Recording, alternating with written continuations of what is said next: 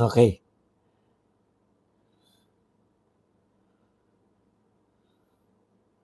Adjong. Ay, ito po. Ito po yung sinasabi natin. Yung latest po, yung sa Korea.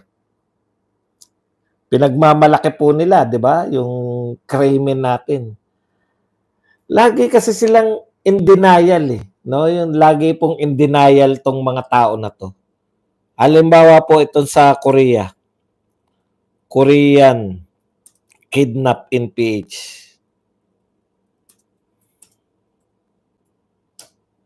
Okay, ito po, lumabas po to sa The Korea Times, tsaka sa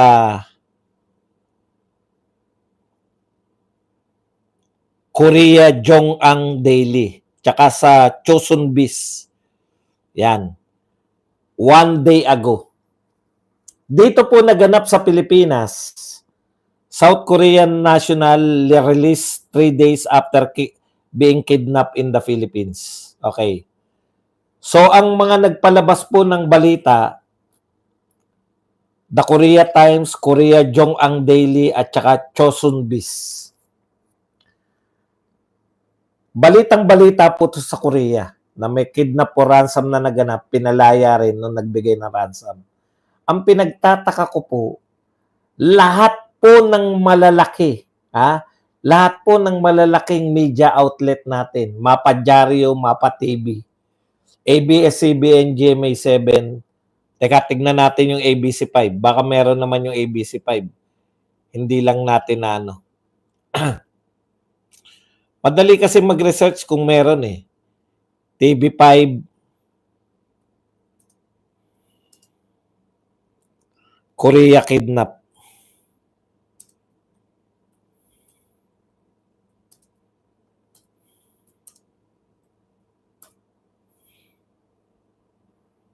Oh, wala rin po yung TV5.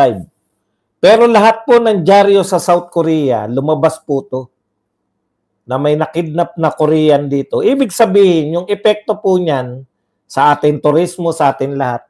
Pero dito po sa Pilipinas, tanong ko po, bakit po mayroong tila, ayan po, Korea Jong-ai, Korea Times, meron pang Korea na pangalan, hindi ko po mabasa dahil Koreano. Saan po lumalabas ngayon dito sa atin? Sa Facebook. Ayan, daily, a South Korean national kidnapped by armed. Ayan, Yonhap News Agency. Sa Korea pa rin po to. Panay Korea po, Chosun Biz, Korea din.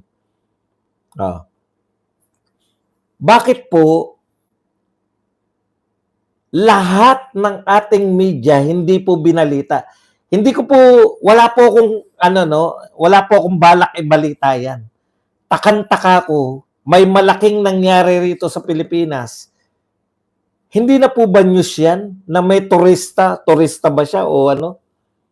One South Korean who went fishing in the Philippines was safely released after being kidnapped along with other foreigners for 3 days. Bakit po hindi yan nababalita dito? Yun yung tanong ko, ano man yung laman ng balita na yan, bakit hindi po nabalita dito? Hindi po ba? Alam mo, Rodel, trabaho naming mga oposisyon, yung bumatikos. Kung hindi mo alam yan, kasi sanay kayo na diktador eh. Nung panahon po ni Tatay Digong, kami po yung pro-government. Pag may bumabatikos, no? Pag may bumabatikos po kay Tatay Digong, sinasagot namin. Sagutin nyo to. Eto ang tanong ko yun. Bakit wala nagbalita na media?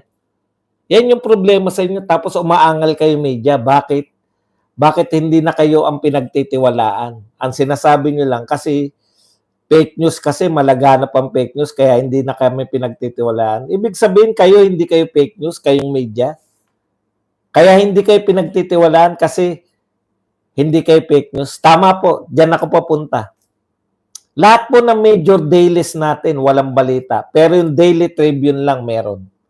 Ibig sabihin, hindi nga na, yung mga hindi po mahilig tumambay sa X, At hindi po alam kung ano yung Daily Tribune. Ibig sabihin hindi po sikat 'yan na dyaryo. Hindi ko po i-discuss yung balita. Pinapakita ko lang po sa inyo. Hindi po 'yan yung balita ko. Ang binabalita ko po sa inyo, bakit itong kidnapping na 'to, kaya na pala, no? Ganon kakontrolado yung mga media natin. No? Ganon sila kakontrolado. Daily Tribune lang ang nagbalita. Imagine, Daily Tribune. Hindi ko po di-discuss yung detalye niyan kasi hindi importante sa akin yan. Ang importante sa akin, bakit nangyayari na wala ni isa mapa broadcast media, mapa dyaryo. Ibig sabihin, umaasa lang kayo kay Auntie Claire? Lahat ng binabalita nyo, galing lang lahat kay Auntie Claire? Nasaan na yung mga media natin noon na meron pang mga tinatawag na investigative journalism? Lahat kayo ngayon ng balita nyo, galing na lang sa gobyerno?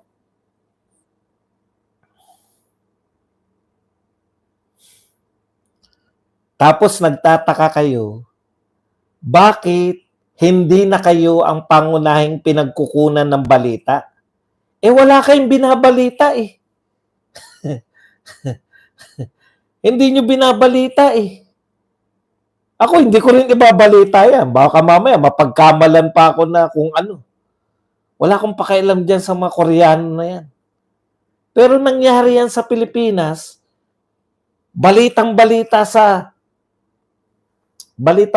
sa Korea, lahat ng mga dyaryo nila ron, binabalita yan.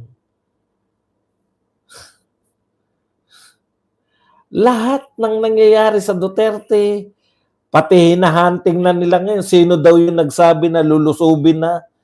Sino daw vlogger yung nagsabi lulusubin na yung bahay ni Tatay Digong? Fake news daw yung kaya hinahunting na siya. Ganyan din noon kayo eh. Ganyan din noon nung pinabalita nyo na huhulihin na si Tatay Digong. Biglang nahuli. Hindi niyo po masisisi yung mga taga Davao na maghanda. Galit kayo dahil dumami tao sa isang tawagan.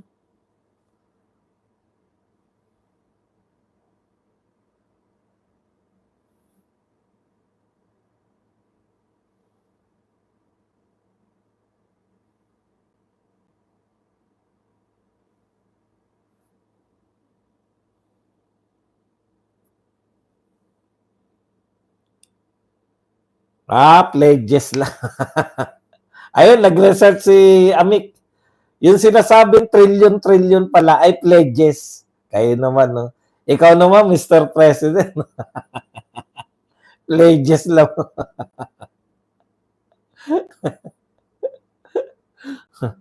Kaya ang hirap pong paniwalaan itong media. Biruin nyo, putok na po yan sa buong Korea pala. By chance lang po eh. Nakita ko lang po na may lumalabas po sa X. Sa X po ako nakatambay. Lumabas purong kidnap. Baka naninira lang to. Kasi ako, duda na ako sa lahat ng balita eh. So, sinerch ko ngayon. Kasi walang binabalita sa Pilipinas. Yung pala, putok na doon sa Korea.